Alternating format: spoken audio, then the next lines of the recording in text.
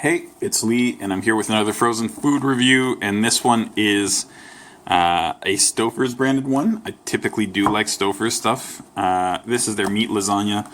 It is 286 grams. Feels almost heavier than that. It's a tiny little box, but this feels thicker than most of these things. Interestingly, as far as heating is concerned, I don't know if you can read that, maybe if I hold it closer, but it's basically saying cook on high for 4 minutes, remove the film, continue cooking on medium for 5 minutes, and then let it stand for 5 minutes. So it's saying it's going to take 15 minutes or 14 minutes to make a microwavable lasagna.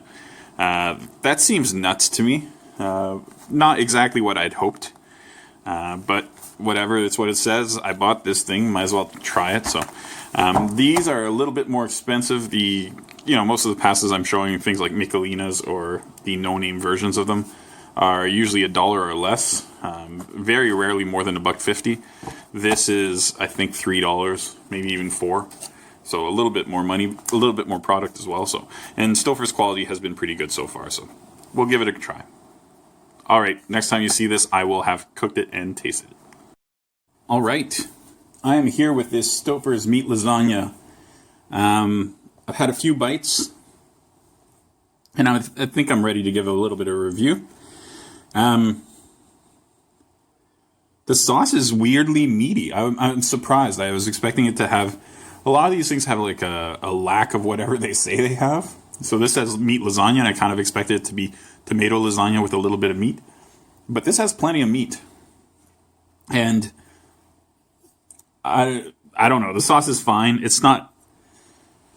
I've had some Stouffer stuff with tomato sauces that I thought tasted better. I don't know if it's just my taste buds today, because this tastes way more bland than I remember it. But the fact that there's meat in the sauce at all, and the fact that there's that much, is just blowing my mind right now, which is pretty cool. And I can add stuff to this sauce. It's a good base for stuff.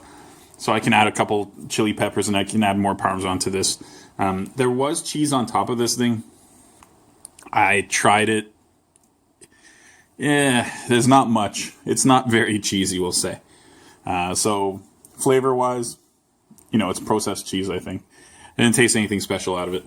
The noodles are weirdly chewy. But that's not a bad thing. It gives it texture. It gives you something to kind of work on while you're eating this. So I don't know. I don't know how I feel about this. It's strange because, flavor-wise, it's nothing special. But texture-wise, it's interesting, right? It's got a lot of meat.